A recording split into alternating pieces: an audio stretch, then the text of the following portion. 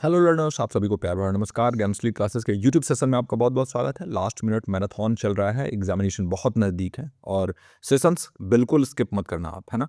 Important पेपरों के question discuss करने वाले हैं एक शॉर्ट वीडियो में, तो बने रहिए अच्छे से। और जवाब देते हुए चलिए, हर एक क्वेश्चन के बाद आपको नीचे कॉमेंट सेक्शन में जाकर जवाब देना है, बिल्कुल भी मिस मत करिए। आज 27 ऑफ दिसंबर है 2024 और अलग अलग यूनिट्स के मिक्सड क्वेश्चन होने वाले हैं, बिल्कुल बने रहिए और अच्छे से तैयारी करने वाले हैं हम इस पर्टिकुलर सेशन में। स्टार्ट करते हैं। पहला क्वेश्चन है, which of the following methods is most suitable for exploring relationship between variables in natural settings without manipulating them. निम्नलिखित में से कौन सी विधि प्राकृतिक परिवेश में चर को बिना हेर फेर किए उनके बीच संबंधों के अन्वेषण करने के लिए सबसे उपयुक्त है। पहला ऑप्शन है एक्सपेरिमेंटल मेथड, प्रायोगिक विधि। दूसरा ऑप्शन है कोरिलेशनल मेथड, सहसंबंधनात्मक विधि। तीसरा ऑप्शन है डिस्क्रिप्टिव मेथड, वर्णनात्मक विधि। या फिर चौथा ऑप्शन है केस स्टडी, केस अध्ययन। क्या होगा इसका सही उत्तर? नीचे कमेंट सेक्शन में जाना है और क्वेश्चन नंबर 1 लिख के मेंशन कर देना है। वीडियो अगर पसंद आए तो वीडियो को लाइक जरूर कर दीजिए और नीचे कमेंट में आपको हर एक क्वेश्चन के बाद जवाब देते रहना है कि उस पर्टिकुलर क्वेश्चन का सही उत्तर क्या होगा। उससे आपको जो है एग्जामिनेशन में बहुत सहूलियत होगा। जब आप आंसर देंगे आपका दिमाग जो है उसके हिसाब से बिल्कुल रेडी रहेगा कि क्वेश्चन देखते ही आपको आंसर तुरंत क्लिक हो जाएगा। तो हर एक क्वेश्चन के बाद आपको आंसर देना बहुत आवश्यक है। देखिए, अगर हम पहले ऑप्शन को देखें, एक्सपेरिमेंटल मेथड आपको मालूम है कि यहाँ पर आप वेरिएबल्स को मैनिपुलेट करते हैं, चरों में हेरफेर करते हैं, है ना। और वो भी कहाँ पे? कंट्रोल्ड कंडीशन में, है ना। यानी एक लैबोरेटरी में आप कर रहे हैं, अगर इस टाइप के अगर एक वातावरण में कर रहे हैं तो वो नेचुरल सेटिंग नहीं हुआ ना, वो कंट्रोल्ड कंडीशन है, यानी कि वो प्राकृतिक वातावरण बिल्कुल नहीं है, तो इसलिए ये तो होगा ही नहीं, है ना। ये कह रहा है कि in natural setting without manipulating them, बिना उनके अंदर हेरफेर किए। कोरिलेशनल मेथड क्या होता है? ये एग्जामिन करता है रिलेशनशिप दो या दो से अधिक वेरिएबल्स को बिना उन्हें मैनिपुलेट किए, है ना। तो दो या दो से अधिक चरों के बीच में अगर आप जो है ना उनके बीच संबंध स्थापित करना चाहते हैं या फिर एग्जामिन करना चाहते हैं, लेकिन उनको आप हेरफेर नहीं करते हैं, तो ये जो है ना कोरिलेशन मेथड होता है। और ये जो है आइडियल होता है अगर आप कोई भी नेचुरली अकरिंग वेरिएबल को देख रहे हैं, यानी कि अगर प्राकृतिक परिवेश में किसी चीज़ का आप स्टडी कर रहे हैं तो उसके लिए सबसे बेस्ट माना जाता है ये। तो कोरिलेशनल मेथड जो है ये तो होगा ही। डेस्क्रिप्टिव मेथड में आप फोकस करते हैं कैरेक्टरिस्टिक को या फेनोमेना को डिस्क्राइब करना, रिलेशनशिप पे फोकस बिल्कुल नहीं करते हैं। यहाँ पर रिलेशनशिप के बारे में बात किया है तो ये होगा ही नहीं। और केस स्टडी में आप इन डेप्थ एनालिसिस करते हैं एक सिंगल केस का। एक कोई भी केस उठा लेंगे, फर्ज करिए कि एक सत्यम कंप्यूटर्स का स्कैम हुआ था, आपने इस स्कैम वाले केस को उठाया और इसके ऊपर डिटेल स्टडी किया आपने, और बहुत ही गहन अध्ययन करने के बाद आप कोई निष्कर्ष तक पहुंचते हो और उससे फ्यूचर के लिए अगर आप कुछ निष्कर्ष निकाल पाते हैं बेस्ट होता है। लेकिन यहाँ पर आप रिलेशनशिप वेरिएबल्स के बीच में एक्सप्लोर नहीं करते हैं, इसलिए ये भी नहीं होगा। इसका सही उत्तर हो जाएगा बी ऑप्शन, सहसंबंधनात्मक विधि, बी कोरिलेशनल मेथड। तो आई होप कि इसका सही उत्तर आपने नीचे कमेंट सेक्शन में दिया हो, है ना। बढ़ते हैं आज के अपने दूसरे प्रश्न पर। इसका भी आपको आंसर नीचे कमेंट सेक्शन में दे देना है, मैं क्वेश्चन पढ़ के बताता हूँ और फिर आपको आंसर देना है। Which of the following methods of teaching promotes higher order thinking skills such as analysis, synthesis and evaluation. निम्नलिखित में से कौन सी शिक्षण विधि उच्च स्तरीय सोच कौशल जैसे विश्लेषण, संश्लेषण और मूल्यांकन को बढ़ावा देती है? पहला ऑप्शन है लेक्चर मेथड, व्याख्यान विधि। दूसरा ऑप्शन है डेमोन्स्ट्रेशन मेथड, प्रदर्शन विधि। तीसरा ऑप्शन है प्रॉब्लम सॉल्विंग मेथड, समस्या समाधान विधि। और चौथा ऑप्शन है ड्रिल एंड प्रैक्टिस मेथड, अभ्यास। वही है, अभ्यास और अभ्यास विधि लिख रहा है। ड्रिल एंड प्रैक्टिस मेथड मतलब आप जो है बार बार एक ही चीज को दोहरा रहे हैं, है ना। तो कौन सी विधि होगी जो कि हायर ऑर्डर थिंकिंग स्किल को प्रमोट करती है? हायर ऑर्डर थिंकिंग स्किल मतलब उच्च स्तरीय सोच कौशल, है ना। क्वेश्चन नंबर 2 का सही उत्तर नीचे कमेंट सेक्शन में दीजिए, मैं डिस्कस करता हूँ आपके साथ। देखिए, लेक्चर मेथड जो होता है आपको मालूम है, व्याख्यान विधि जो है ना, बस इन्फॉर्मेशन को डिलीवर करने के ऊपर यहाँ पर फोकस होता है कि हमने कोई भी सूचना लिया और उसको स्टूडेंट्स तक डिलीवर कर दिया। मोस्टली ये लोअर ऑर्डर कॉग्निटिव स्किल्स में शामिल होते हैं। लोअर ऑर्डर कॉग्निटिव स्किल्स जैसे कि रिमेंबरिंग हो गया, जैसे कि अंडरस्टैंडिंग हो गया, है ना। ब्लूम्स टैक्सोनॉमी में आपने देखा होगा ना, रिमेंबरिंग, अंडरस्टैंडिंग, ये सभी इसके अंदर आ जाते हैं। अच्छा, डेमोन्स्ट्रेशन मेथड जो होता है ना, ये एक लेवल अप तो होता है क्योंकि इसमें बताया जाता है कि चीज़ों को कैसे करना है, हाउ टू डू समथिंग, है ना। लेकिन ये बताने वाला जो डेमो देने वाले होते हैं ना, ये भी तो टीचर ही होते हैं ना। ये स्टूडेंट्स नहीं होते हैं, टीचर होते हैं, शिक्षक होते हैं। और अगर शिक्षक बता रहे हैं यानी कि फिर से सेंटर में कौन है? शिक्षक ही हैं। और यहाँ पर जो है higher order thinking skill develop करने के बारे में अगर हम बात करें, जहाँ पर हम एनालाइज करेंगे, सिंथेसाइज मतलब क्या हो गया? कुछ क्रिएट करना, है ना, इवेल्युएट करेंगे आप, तो ये बिल्कुल भी डेमोन्स्ट्रेशन मेथड में नहीं होता है, तो ये भी इसका सही उत्तर नहीं होगा। प्रॉब्लम सॉल्विंग मेथड, देखिए आप जो है शिक्षार्थियों को बढ़ावा देते हैं, इनकरेज करते हैं कि वो प्रॉब्लम्स को एनालाइज करें, सॉल्यूशंस क्रिएट करें और आउटकम्स को इवेलुएट करें, हायर ऑर्डर थिंकिंग स्किल को फॉस्टर करें। वो प्रॉब्लम सॉल्विंग मेथड ही वो करेक्ट आंसर है जिसके बारे में इस क्वेश्चन में पूछ रहा है, सी ऑप्शन, समस्या समाधान विधि। तो यहाँ पर हायर ऑर्डर थिंकिंग स्किल, जैसे एनालिसिस आप करते हैं कोई भी प्रॉब्लम का, फिर आप क्रिएट करते हैं उसका एक सोल्यूशन सिंथेसिस करते हैं और फिर आप जो है मॉनिटर करते हैं और इवेलुएट करते हैं कि आपने जो भी सोल्यूशन निकाला वो सही है कि नहीं है। तो इसलिए सी ऑप्शन का सही उत्तर हो जाएगा। ड्रिल एंड प्रैक्टिस मेथड क्या करता है, ये मेमोराइजेशन को, है ना, यानी कि जो भी आप चीज़ों को याद करते हो उसको रिकॉल को ये जो है ना इन्हांस करता है, लेकिन हायर ऑर्डर थिंकिंग में ये बिल्कुल नहीं आता, ये लोअर ऑर्डर थिंकिंग स्किल में आता है। तो इसलिए ये भी नहीं होगा, इसका सही उत्तर हो जाएगा सी ऑप्शन। तो आई होप कि क्वेश्चन नंबर 2 का सही उत्तर आपने नीचे कमेंट सेक्शन में दिया हो। अब हम बढ़ते हैं अपने तीसरे प्रश्न पर। कम्युनिकेशन का ये प्रश्न, according to Schramm's model of communication which factor plays the most crucial role in making the message effective. Schramm के संचार मॉडल के अनुसार कौन सा तत्व संदेश को प्रभावी बनाने में सबसे महत्वपूर्ण भूमिका निभाता है। पहला ऑप्शन है माध्यम, दूसरा ऑप्शन है एनकोडर, तीसरा ऑप्शन है डी कोडर और चौथा ऑप्शन है द फील्ड ऑफ एक्सपीरियंस या अनुभव का क्षेत्र। क्या होगा इसका सही उत्तर, नीचे कमेंट सेक्शन में क्वेश्चन नंबर 3 लिख के मेंशन कर देंगे। मैं डिस्कस करना स्टार्ट करता हूं आपके साथ एक एक ऑप्शन। देखिए अगर हम बात करें स्क्रैम के मॉडल पे, तो ये जोर डालता है इफेक्टिव कम्युनिकेशन। ये कहता है कि भाई इफेक्टिव कम्युनिकेशन जो है ये डिपेंड करता है शेयर्ड फील्ड ऑफ एक्सपीरियंस पे। याद रखिएगा, शेयर्ड फील्ड ऑफ एक्सपीरियंस, यानी कि सेंडर और रिसीवर के बीच में जो शेयर्ड एक्सपीरियंस है उसी के ऊपर जो प्रभावी संचार है वो डिपेंड करता है। अगर दोनों पार्टीज जो है ना उनका ओवरलैपिंग एक्सपीरियंस है ना, ओवरलैपिंग मतलब जिस चीज़ को मैं समझाना चाह रहा हूँ आप उसी चीज़ को समझ रहे हो, हम लोग दोनों लोग जो है उस चीज़ को समझते हैं पहले से ही उस कॉन्टेक्स्ट। जैसे यहाँ पे मैं आपको पेपर 1 समझा रहा हूँ, आप भी पेपर 1 पढ़ना चाह रहे हो, यानी हमारे जो भी चीज़ें हम समझना चाह रहे हैं हमारे एक्सपीरियंसेस ये ओवरलैपिंग है। तो मैसेज जो भी मैं समझाऊंगा ना वो ज़्यादातर चांसेज हैं कि वो आपको समझ में आएगा, it is likely to be understood, है ना। यानी कि हम कह सकते हैं कि द फील्ड ऑफ एक्सपीरियंस इसके ऊपर डिपेंड करता है, ये सबसे क्रूशियल रोल प्ले करता है मैसेज को इफेक्टिव करने में। तो इसका सही उत्तर हो जाएगा डी ऑप्शन। अच्छा, मीडियम के बारे में बात करें तो ये चैनल ऑफ कम्युनिकेशन होता है, इसी के थ्रू आप कोई भी संचार करते हैं वो माध्यम होता है। तो ये most crucial factor, critical factor नहीं है इस पर्टिकुलर केस में। एनकोडर डिकोडर, यानी आप मैसेज को कन्वर्ट करते हैं और डिकोड करते हैं, और ये इफेक्टिवनेस जो है ना वो शेयर्ड एक्सपीरियंस पर रिलाई करता है ना, क्योंकि प्रभाव कितना प्रभावी है उसके बारे में पूछ रहा है ना। तो ये मीडियम, एनकोडर, डिकोडर ये सभी इंपॉर्टेंट है, लेकिन फील्ड ऑफ एक्सपीरियंस सबसे ज़्यादा इंपॉर्टेंट है अगर आप अपने मैसेज को अपने रिसीवर तक समझाना चाहते हैं तो उसके लिए। तो डी ऑप्शन का सही उत्तर हो जाएगा। चौथा प्रश्न इंडियन लॉजिक का है, which of the following is a valid form of reasoning in the Indian logic system of न्याय बेस्ड ऑन नॉन कॉन्ट्राडिक्शन। भारतीय तर्कशास्त्र न्याय में निम्नलिखित में से कौन सा अविरोध पर आधारित एक वैध तर्क रूप है। पहला ऑप्शन है वाद, दूसरा ऑप्शन है जल्प, तीसरा ऑप्शन है वितंड और चौथा ऑप्शन है हेत्वाभास। क्वेश्चन नंबर 4 का सही उत्तर क्या होगा, नीचे कमेंट सेक्शन में मेंशन कर दीजिए। इंपॉर्टेंट क्वेश्चन है, मार्क कर लीजिएगा। अगर आप नोट करना चाहते हैं तो नोट भी कर लीजिएगा इस पर्टिकुलर क्वेश्चन को। पूछ रहा है कि एक valid form of reasoning in Indian logic system of न्याय, जो न्याय फिलॉसफी है, न्याय दर्शन है, उसमें एक वैलिड फॉर्म ऑफ रीजनिंग का एक वैध तर्क के रूप में। तो अगर हम देखें पहला ऑप्शन वाद, वाद क्या होता है, एक वैलिड और कंस्ट्रक्टिव डायलॉग होता है ना। आपने सुना होगा ना वाद विवाद। तो वाद मतलब क्या होता है, डायलॉग मतलब कि एक दूसरे से आप जो है ना बात करेंगे और रीजन देंगे उसका। तो सत्य को खोजने के लिए, अनकवर करने के लिए ट्रुथ को, इसका एम होता है। यानी कि ये नॉन कॉन्ट्रडिक्शन और रैशनल रीजनिंग के ऊपर बेस्ड होता है और उसी के बारे में यहाँ बात हो रहा है। तो यही इसका सही उत्तर हो जाएगा वाद। जल्प जो होता है ना, इसमें आप आर्ग्यू करते हो जीतने के लिए, आप भले ही सत्य को नकार दो, ट्रुथ जो है इसको आप ध्यान में नहीं रखते हो, बस आपका एक ही लक्ष्य होता है कि आपको जीतना है, यू हैव टू विन। तो ये इसको हम कहते हैं जल्प।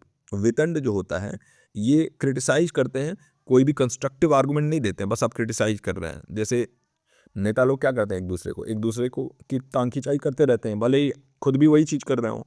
तो कंस्ट्रक्टिव आर्गुमेंट दिए बिना क्रिटिसाइज करना एक वितंड होता है। और हेत्वाभास क्या होता है, ये फॉलिसी होती है। फॉलिसी आपने पढ़ा होगा ना, वेस्टर्न लॉजिक में मैंने आपको बहुत बार पढ़ाया है फॉलिसी, या फिर फ्लॉड रीजनिंग भी कहते हैं। हेत्वाभास उसको हम कहते हैं न्याय दर्शन में, फ्लॉड रीजनिंग। तो इसका सही उत्तर हो जाएगा वाद। आई होप किसका सही उत्तर नीचे कमेंट सेक्शन में आपने दिया हो। हमारा पांचवा प्रश्न वेस्टर्न लॉजिक से ही है। Which of the following policies occurs when an argument is made based on the emotional appeal rather than the merit of the argument itself. निम्नलिखित में से कौन सी भ्रांति तब होती है जब तर्क को तर्क की मेरिट की बजाय भावनात्मक अपील पर आधारित किया जाता है ना, कि भाई जो आर्गुमेंट है आप उसके ऊपर ध्यान नहीं देते हैं बल्कि उसके से जो अटैच इमोशंस हैं उस पर आप ध्यान देते हैं। तो इसको कौन सी पॉलिसी कहते हैं? पहला ऑप्शन है एड होमिनिम, दूसरा ऑप्शन है अपील टू इमोशन, तीसरा ऑप्शन है फॉल्स डाइकोटमी और चौथा ऑप्शन है स्ट्रॉमैन पॉलिसी। क्वेश्चन नंबर 5 का सही उत्तर क्या होगा नीचे कमेंट सेक्शन में मेंशन कर दीजिए। और वीडियो के हाफ वे तक हम पहुंच चुके हैं। वीडियो को अगर यहाँ तक आप देख रहे हैं और ये क्वेश्चंस सॉल्व कर रहे हैं, अच्छा लग रहा है, तो काइंडली वीडियो को लाइक कर दीजिए। आप लोगों का फीडबैक कल मिला मुझे और बहुत अच्छा लगा जान के कि आप लोग को ये सेशंस बहुत अच्छे लग रहे हैं, है ना। और मैं तो यही कहूँगा, देखिए हमारे ये सेशंस 100 प्लस सेशंस पार कर चुका है ये हमारा पूरा का पूरा सीरीज़, और मुझे भी बहुत अच्छा लगा इतने सारे क्वेश्चंस आपको सॉल्व कराने में। और 100 क्वेश्चंस अगर हम 10 का एवरेज लेके भी चलते हैं तो 1000, जिसमें से अगर 200 क्वेश्चन रिपीटेड हटा भी देते हैं तो लगभग 800 क्वेश्चंस तो हमने किए हैं। और वो क्वेश्चंस जो है ना वो अच्छे लेवल के क्वेश्चंस भी उसमें शामिल हैं। तो इस पर्टिकुलर अगर हम बात करें प्रश्न के बारे में, एक एक ऑप्शन आपसे मैं डिस्कस करता हूँ। देखिए एड होमिनम, एड होमिनम मतलब क्या होता है? Attack the person not the argument. यहाँ पे आप क्या करते हो कि उस व्यक्ति के ऊपर ही अटैक करने लगते हो। अटैक का मतलब कि फिजिकल अटैक नहीं करते हो। मान लीजिए कि मैंने बोला कि कल मौसम जो है वो बिगड़ने वाला है, मौसम जो है वो शुष्क होने वाला है, तो आप कहोगे कि अरे आप क्या बताओगे, आप तो खुद ही जो है ऐसे ऐसे कर चुके हो, आपके ऊपर क्रेडिबिलिटी क्या है, कोई मौसम वैज्ञानिक हो, कोई ये हो। तो आपने क्या किया कि मेरे व्यक्तिगत मेरे ऊपर टिप्पणियां आप करने लगे, ना कि मैंने जो आर्गुमेंट किया उसके ऊपर। तो इसको हम एड होमिनम कहते हैं। तो ये नहीं होगा, क्योंकि यहाँ कह रहा है कि argument is made based on the emotional appeal rather than the merit of argument. तो इमोशनल अपील के बारे में बात कर रहा है। तो इसका जो सही उत्तर हो जाएगा, आसान है, ये हो जाएगा बी, भावनात्मक अपील या अपील टू इमोशन। ये पॉलिसी तब होती है ना जब इमोशन जैसे कि डर, फियर, ये जो है ना इसको यूज़ किया जाता है परसुएड करने के लिए, है ना। और ये लॉजिकल रीजनिंग को बाईपास कर देता है। और ये चीज़ें आप कई बार देखते होंगे, डर पैदा करके और लोगों में अपना सामान बेचना, है ना। अभी जैसे कोविड में बहुत बार हो रहा था, ये डर पैदा कर करके आपको बहुत सारी चीज़ें सेल की गई, ऐसी ऐसी चीज़ें सेल की गई जो कि जिसका भले ही उस पर कोई असर नहीं हो, लेकिन आप डर के मारे वो खरीद लेते थे। इसको हम कहते हैं अपील टू इमोशन, है ना। तो आपके जो इमोशंस हैं उस पर खेल जाते हैं लोग। कई बार कई प्रोडक्ट्स आप देखोगे उसमें माता पिता को दिखा के और इमोशनल कर दिया जाता है कि भाई ये इसमें इस ऐड में कोई ऐड आता है उसमें माता पिता रहते हैं, तो आप सोचते हो हाँ मैं भी अपने मम्मी पापा के लिए ये खरीद लेता हूँ। वो क्या है? वो अपील टू इमोशन है। तो लॉजिकल रीजनिंग को बाईपास करते हुए अगर ये चीज़ किया जाए तो इसको हम कहते हैं अपील टू इमोशन। और आर्गुमेंट के खास तौर से आर्गुमेंट जीतने के लिए अगर ऐसा किया जाए तो फॉल्स डाइकोटमी में आप जो है ना सिर्फ और सिर्फ दो ही ऑप्शन प्रेजेंट करते हो। अगर मैं आपसे कहूँ कि देखिए आपके पास सिर्फ दो ऑप्शन है, या तो आप मुझसे पढ़ोगे और या तो आप नहीं पढ़ोगे, तीसरा आप कोई नहीं है। या तो मैं पढ़ा पाऊंगा आपको सबसे बेस्ट, और या तो आप पढ़ोगे ही नहीं। तो ये तो फिर बिल्कुल दो ही ऑप्शन ऐसे दे दिए मैंने, और ऑल्टरनेटिव बिल्कुल इग्नोर कर दिया। मैंने इग्नोर कर दिया कि और भी इतने सारे टीचर्स पढ़ा रहे हैं इस प्लेटफॉर्म पे। तो इसको हम कहते हैं फॉल्स डाइकोटमी, यानी झूठी द्वैतता। मैंने आपको आपके सामने एक झूठा ऑप्शन रख दिया, दो ऑप्शन रख दिया सिर्फ, तो इसको हम कहते हैं फॉल्स डाइकोटमी। और स्ट्रॉमैन तो आपको मालूम ही है, स्ट्रॉमैन जो है ना जैसे कि काग भगोड़ा ऐसे कुछ कहते हैं इसको। ये खेत में आपने देखा होगा कि ऐसे करके एक पुतला टांगा रहता है, उसको शर्ट वर्ट पहना देते हैं लोग, और उससे जो है जो पक्षियां हैं या जानवर हैं वो आपके फसल से दूर रहते हैं। इसको हम स्ट्रॉमैन कहते हैं। तो ये पॉलिसी का नाम स्ट्रॉमैन पॉलिसी क्यों पड़ रहा है? जैसे हमने यहाँ पर एक इंसान को मिस रिप्रेजेंट किया ना, मतलब हमने यहाँ पे दिखाया कि यहाँ पे एक इंसान है लेकिन यहाँ पे इंसान नहीं खड़ा होता है, वैसे ही इस पॉलिसी में भी हम मिस रिप्रेजेंट करते हैं एक आर्गुमेंट को, है ना। और उसको जल्दी से सामने वाले को हराने के लिए आप जो है उसकी बातों को जो है ना बिल्कुल अलग तरीके से पेश कर देते हैं। तो इसको हम कहते हैं मिस रिप्रेजेंटेशन, स्ट्रॉमैन पॉलिसीज को हम एक्चुअली में कहते हैं। पॉलिसी के रिलेटेड अगर आपको कोई भी डाउट है तो यूट्यूब पे मैंने सारे ही पॉलिसीज कवर कर लिया है, पहले ही आपके लिए पढ़ाया हुआ है। आप सर्च कर लीजिएगा ज्ञानस्थली क्लासेस पॉलिसी प्रतीक सर, ऐसे करके आप सर्च करेंगे तो पूरा का पूरा वीडियो आपके सामने आ जाएगा, उसको पूरा अच्छे से देख लीजिएगा। तो इसका करेक्ट आंसर बी ऑप्शन हो जाएगा। छठा प्रश्न है, under the national institutional ranking framework NIRF in India which of the following is not a parameter for ranking institutions. Bharat में राष्ट्रीय संस्थागत रैंकिंग फ्रेमवर्क के तहत निम्नलिखित में से कौन सा एक मानक नहीं है जो संस्थानों को रैंक करने के लिए उपयोग किया जाता है? पहला ऑप्शन है टीचिंग एंड लर्निंग रिसोर्सेज, शिक्षण और अधिगम संसाधन। दूसरा ऑप्शन है रिसर्च एंड प्रोफेशनल प्रैक्टिस, अनुसंधान और व्यावसायिक प्रथा। तीसरा ऑप्शन है placement and industry interface, placement और उद्योग इंटरफेस। और चौथा ऑप्शन है सांस्कृतिक और मनोरंजक गतिविधियां, कल्चरल एंड रिक्रिएशनल एक्टिविटीज। बताइए इनमें से NIRF रैंकिंग देते समय एक इंस्टीट्यूट को कौन सा एक पैरामीटर है जो कि बिल्कुल भी कंसीडर नहीं किया जाता है रैंक देने के लिए। देखिए NIRF जो है नेशनल इंस्टीट्यूशनल रैंकिंग फ्रेमवर्क। पहले तो NIRF के बारे में मैं आपको कुछ बताना चाहता हूँ। NIRF का बारे में हम डिटेल में समझ लेते हैं, क्योंकि इससे भी अगर रिलेटेड कोई क्वेश्चन आ गया तो आप जो है अच्छे से सॉल्व कर पाएंगे। यही जो है खासियत हमारे इन सेशंस की कि बीच बीच में मैं आपको एक्स्ट्रा जानकारियाँ देता रहता हूँ। NIRF जो है ना एक इनिशिएटिव है जिसको मिनिस्ट्री ऑफ एजुकेशन ने लिया, गवर्नमेंट ऑफ इंडिया द्वारा, और ये 2015 में लॉन्च हुआ था, याद रखिएगा। और इसको लाया गया हायर एजुकेशनल इंस्टीट्यूशंस जो है ना भारत में जो उच्च शिक्षा के संस्थान हैं इनको रैंक करने के लिए, ताकि एक तो पारदर्शिता ट्रांसपेरेंसी मेंटेन हो पाए, दूसरी चीज़ की जवाबदेही तय हो पाए, अकाउंटेबिलिटी तय हो पाए हर एक चीज़ की, और जो प्रतिस्पर्धा है कंपटीशन है और वो भी हेल्दी कंपटीशन वो अलग अलग संस्थाओं के बीच में हो, ताकि उनकी गुणवत्ता को बढ़ाया जा सके, बेहतर किया जा सके और उनके अंदर जो है ना दक्षता लाया जा सके, एक्सेलेंस लाया जा सके उनके शिक्षण पद्धति में, ओवरऑल जो वहाँ का माहौल है उसमें। तो 29 सितंबर 2015 को इसको लॉन्च किया गया था, 29 सितंबर 2015, और पहला रैंकिंग 2016 में आया था ऑफ कोर्स।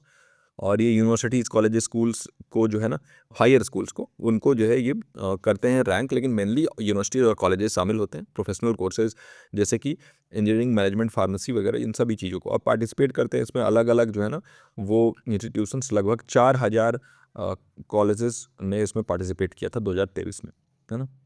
तो इसमें बहुत सारे अलग अलग कैटेगरीज आते हैं NIRF के। एक ओवरऑल रैंकिंग कैटेगरी आता है, ओवरऑल रैंकिंग, जैसे इस बार पिछली बार वाले में ओवरऑल रैंकिंग में IIT मद्रास शायद आया था, नंबर 1 था। मैं आपको रैंकिंग्स पूरा प्रोवाइड कर दूंगा डाउट ग्रुप में, है ना। तो अगर आप जुड़ना चाहते हैं डाउट ग्रुप से, नीचे कमेंट सेक्शन में जरूर कमेंट करिएगा। हाँ, सीरियस लर्नर होंगे तभी जुड़िएगा। तो मैं आपको पूरा NIF का जो लेटेस्ट रैंकिंग है वो सारा वहाँ पे प्रोवाइड कर दूंगा कि क्या है, आज ही प्रोवाइड कर दूंगा, है ना। तो एक ओवरऑल कैटेगरी होता है, एक यूनिवर्सिटी, एक कॉलेज, एक engineering management pharmacy architecture medical dental law innovation research institution agriculture allied sector और परफॉर्मिंग आर्ट्स करके अलग अलग सेक्टर्स होते हैं। और इसमें पैरामीटर अलग अलग होता है, जैसे एक होता है टीचिंग लर्निंग ऑन रिसोर्सेज, जिसे हम TLR कहते हैं, टीचिंग लर्निंग रिसोर्सेज। ये तो एक पैरामीटर है, और देखिए हमारे इस ऑप्शन में भी दिख रहा है, तो इसलिए ये तो इसका सही उत्तर नहीं होगा, क्योंकि नॉट पूछा है तो ये नहीं होगा, क्योंकि टीचिंग लर्निंग रिसोर्सेज जो है ना ये 30% कवर करता है कि कैसे NRF रैंक किया जाता है। तो टीचिंग लर्निंग रिसोर्सेज में स्टूडेंट का स्ट्रेंथ, जैसे कितने PhD स्टूडेंट्स है, फैकल्टी स्टूडेंट रेशियो क्या है, कितने फैकल्टी हैं जो PhD किए हुए हैं, और फाइनेंशियल रिसोर्सेज और उनका यूटिलाइजेशन कैसे हो रहा है, ये होता है। एक होता है रिसर्च एंड प्रोफेशनल प्रैक्टिस, ये सभी इसमें लिखा हुआ है ना। तो 30% जो है ये शामिल होता है, 30% जो है ये शामिल होता है। और इसमें रिसर्च आउटपुट कितना हो रहा है, कितना नवाचार हो रहा है, प्रोफेशनल प्रैक्टिस क्या है, पब्लिकेशन जर्नल्स में कितना हुआ, पेटेंट्स फाइल कितना किया गया, स्पॉन्सर्ड रिसर्च और कंसल्टेंसी प्रोजेक्ट्स कितने चले वो। फिर एक होता है ग्रेजुएशन आउटकम, है ना, ग्रेजुएशन आउटकम, ये 20% कवर करता है इस रैंकिंग को। तो यहाँ पे स्टूडेंट सक्सेस भाई ग्रेजुएशन करने के बाद से और कितना ज़्यादा एम्प्लॉयबिलिटी बढ़ी, उनको नौकरी कितना मिला, प्लेसमेंट का क्या रिकॉर्ड रहा, है ना। तो इसमें हम प्लेसमेंट एंड इंडस्ट्री इंटरफेस में शामिल कर लेते हैं। अच्छा, और आउटरीच और इंक्लूसिविटी एक होता है, OI जिसे हम कहते हैं, आउटरीच और इंक्लूसिविटी, इसमें 10% शामिल होता है, जहाँ पर हम देखते हैं कि भाई फीमेल स्टूडेंट्स और फैकल्टी का क्या रेशियो है, इकोनॉमिकली और सोशली जो डिसएडवांटेज स्टूडेंट्स हैं उनका क्या हाल है, रीजनल डाइवर्सिटी है कि नहीं, और डिफरेंटली एबल्ड इंडिविजुअल्स जो कि दिव्यांग जन हैं उनके लिए क्या फैसिलिटीज़ हैं, और एक परसेप्शन है कि ओवरऑल लोगों के मन में क्या उस पर्टिकुलर इंस्टीट्यूट के ये परसेप्शन, इट्स PR भी कहते हैं, तो 10% ये शामिल होता है। तो ऐसे 100% पूरा ये ऐसे होता है। और रेपुटेशन, भाई जो वहाँ से पढ़ के निकले हैं लोग उनका क्या रेपुटेशन है, जो जिसने वहाँ पर नौकरी प्रोवाइड की है, जो कंपनीज़ ने, उनका क्या वहाँ पर उनका मानना है, जनरल पब्लिक का क्या मानना है, ये सभी चीज़ें देखते हुए NIRF रैंकिंग किया जाता है। तो ये 30 हो गया, ये 30 हो गया, ये आपका प्लेसमेंट एंड इंडस्ट्री इंटरफेस 20% हो गया, तो 30-30 60 और 20 80 हो गया। और एक हो गया आपका आउटरीच वाला 10%, 80-10-90, और PR वाला ये 10% यानी परसेप्शन वाला, तो ये 100% ऐसे होता है। यानी कि जो इसका सही उत्तर हो जाएगा वो हो जाएगा D ऑप्शन, सांस्कृतिक और मनोरंजक गतिविधियाँ, कल्चरल और रिक्रिएशनल एक्टिविटीज़ को बिल्कुल भी ध्यान में नहीं रखा जाता है ना। तो यही इसका सही उत्तर हो गया, है ना।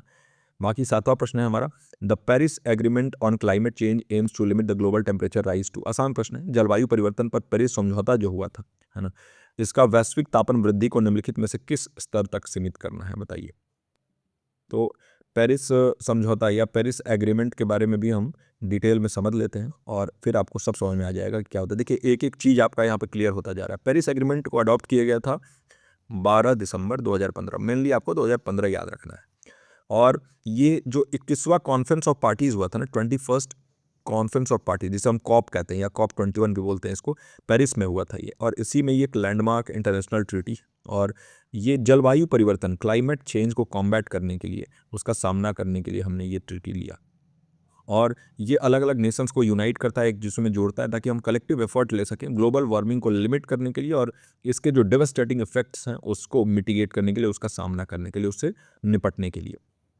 तो जो टेम्परेचर गोल है कि हमें लिमिट करना है जो ग्लोबल टेम्परेचर राइज है, इसको well below 2 degree Celsius above pre industrial levels with efforts to restrict it to, मतलब इसको रोकना है कैसे भी करके 1.5 डिग्री सेल्सियस तक, याद रखिएगा, है ना। तो इसलिए आपको इसमें कंफ्यूजन हो जाता है क्योंकि 2 डिग्री भी इसमें शामिल होता है और 1.5 डिग्री भी शामिल होता है।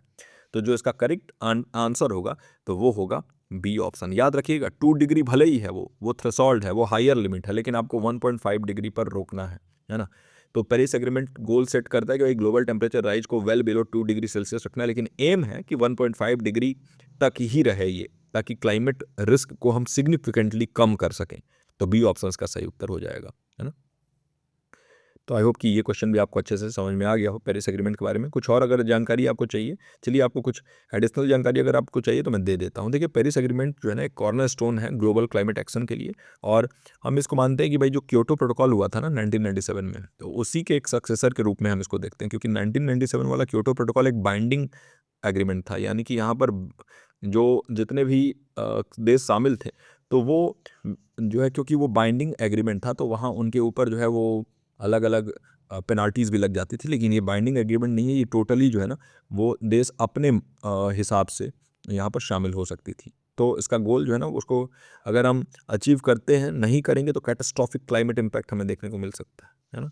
तो ग्लोबल कार्बन न्यूट्रलिटी, अगर हम भारत के परिप्रेक्ष्य में भी देखें तो हमारा जो नेट जीरो एमिशन टारगेट है, अगर आपसे पूछ दें कि कब तक हम देख रहे हैं, तो 2070 तक हमारा ये टारगेट है कि भारत जो है ना नेट जीरो एमिशन है, मतलब कि जितना हम CO2 रिलीज़ करेंगे उससे अधिक जो है हम ऑक्सीजन जो है अगर हम प्रोड्यूस करें, तो इसको हम नेट जीरो एमिशन कहते हैं। तो 2070 तक हो जाएगा, क्योंकि हम एक डेवलपिंग कंट्री है ना, इसलिए ये चीज़ें जो है वो ज़रूरी है, और टेक्नोलॉजी एडवांसमेंट से ही ये पॉसिबल हो पाएगा। ओके, तो चलिए ये आपका रहा 7वां प्रश्न। 8वें प्रश्न पर चलते हैं। विच of the following is a critical aspect of validity of a research instrument, है ना। बताइए निम्नलिखित में से कौन सा एक शोध उपकरण की वैधता का महत्वपूर्ण पहलू है ना। पहला ऑप्शन है रिलायबिलिटी, विश्वसनीयता। दूसरा ऑप्शन है बायस, पक्षपाती। तीसरा ऑप्शन है सैंपल साइज, नमूना आकार। और चौथा ऑप्शन है कंट्रोल ग्रुप्स, नियंत्रण समूह। क्या होगा इसका सही उत्तर, बताना है आपको। क्वेश्चन नंबर 8 का सही उत्तर क्या होगा, नीचे कमेंट सेक्शन में लिख दीजिए, मेंशन कर दीजिए, और मैं आपके साथ डिस्कस करता हूँ एक एक ऑप्शन। कह रहा है निम्नलिखित में से कौन सा एक शोध उपकरण की वैधता का महत्वपूर्ण पहलू है। वैधता मतलब क्या होता है, वैलिडिटी, है ना। तो देखिए रिलायबिलिटी जो है ना, ये कंसिस्टेंसी दर्शाता है, एक ही सेम रिजल्ट कितने बार आप प्रोड्यूस कर पा रहे हो, है ना।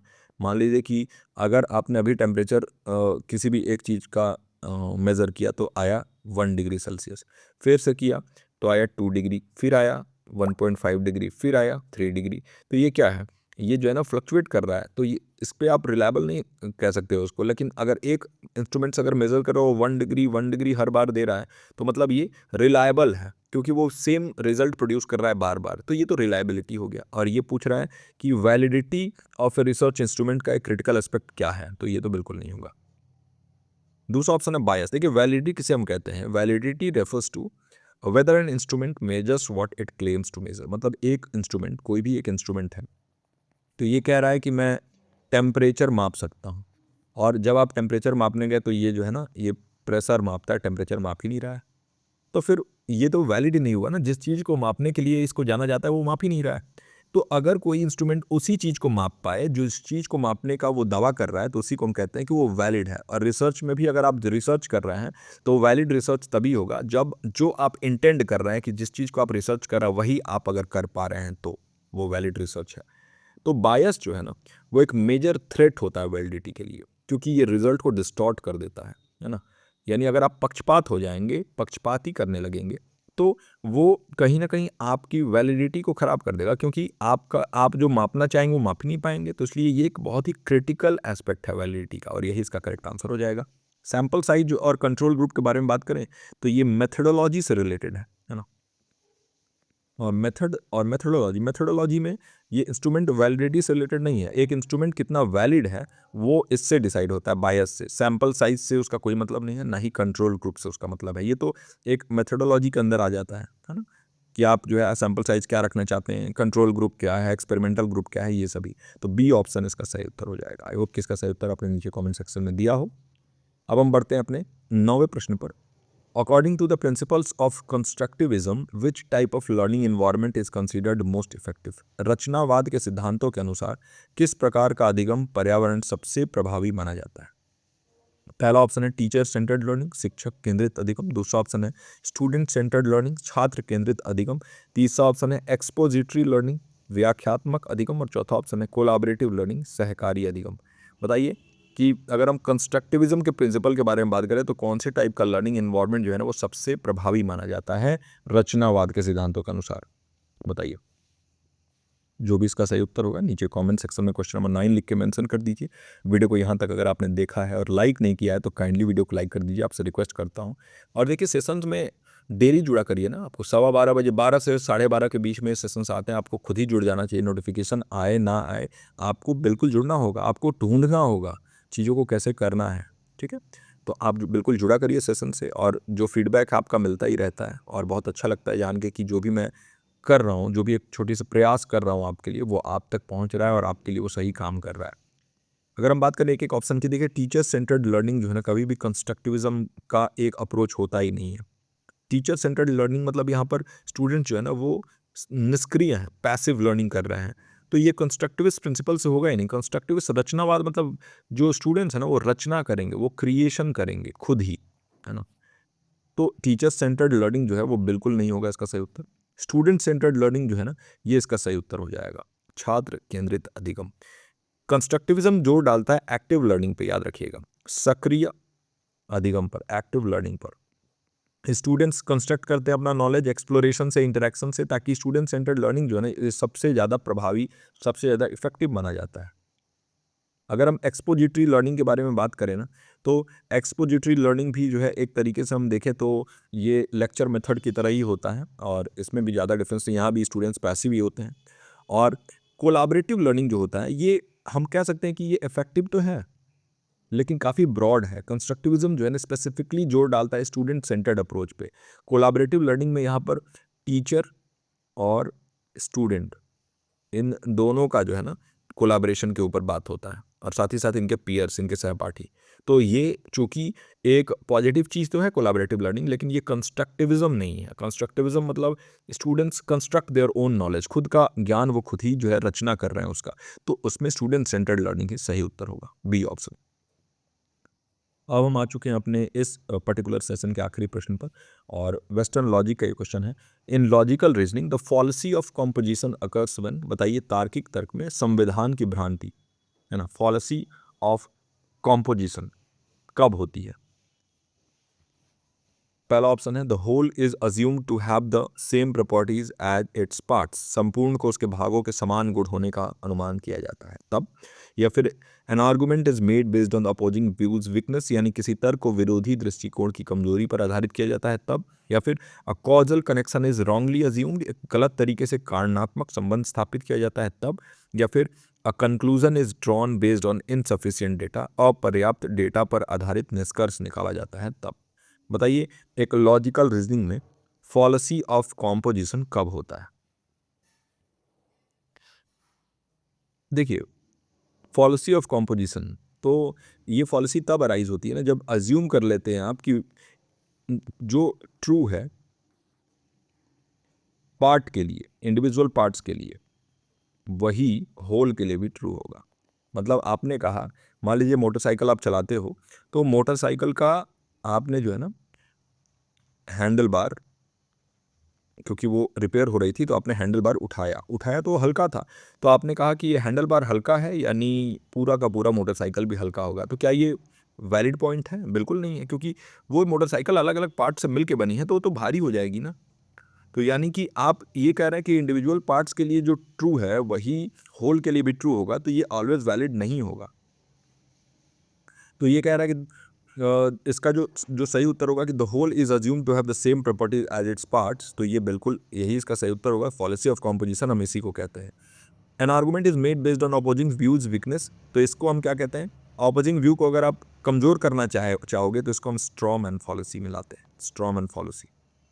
अगर आप कॉजल कनेक्शन देखोगे तो इसको हम क्या कहते हैं? भाई एक कॉजल कनेक्शन, एक गलत तरीके से आप कारण संबंध स्थापित कर दे रहे हो, तो इसको हम पोस्ट हॉक फॉलिसी कहते हैं, याद रखिएगा, पोस्ट हॉक फॉलिसी। और अगर आपके पास डेटा पर्याप्त नहीं है, अपर्याप्त डेटा है, फिर भी आप जो है ना निष्कर्ष निकाल दे रहे हो, तो इसको हम हेस्टी जनरलाइजेशन कहते हैं, याद रखिएगा, हेस्टी जनरलाइजेशन। सारी चीज़ें मैंने आपको डिटेल में पढ़ाई हुई हैं, इसलिए ज़्यादा एक्सप्लेन नहीं कर रहा हूँ इसको। तो इसको हम हेस्टी जनरलाइजेशन कहते हैं।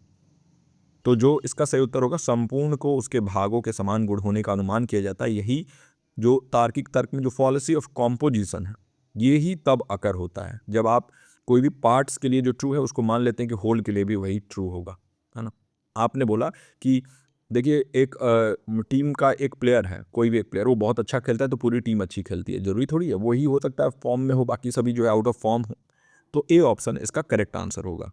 ओके, तो चलिए इस पर्टिकुलर सेशन में इतना ही रखते हैं। आई होप कि आज के इस सेशन में आपको बहुत आनंद आया होगा और अच्छे से आपने सारे क्वेश्चंस को सॉल्व किया होगा। मेरे साथ साथ आप नीचे जवाब देते हुए चल रहे हैं, तो इसके लिए भी आपको मैं कहता हूं कि देखिए बहुत हेल्प मिलेगा जब आप एग्जामिनेशन में बैठेंगे। तो डेटा इंटरप्रिटेशन के भी अब हम स्टार्ट करने वाले हैं प्रैक्टिस। देखिए आज भी मैं चाहूँगा कि एक डेटा इंटरप्रिटेशन का क्लास आपको प्रोवाइड करूं, और ऐसे ही जो है आपके लिए अब डेटा इंटरप्रिटेशन की लगातार मैं क्लासेस प्रोवाइड करूंगा। डीआई वाला जो पार्ट छूटा हुआ था तो वो है, और पेपर 2 एजुकेशन में भी जो चीज़ें छूटी हुई हैं, यूनिट 2 है, यूनिट 10 है, उसको भी मैं कवर कर रहा हूँ।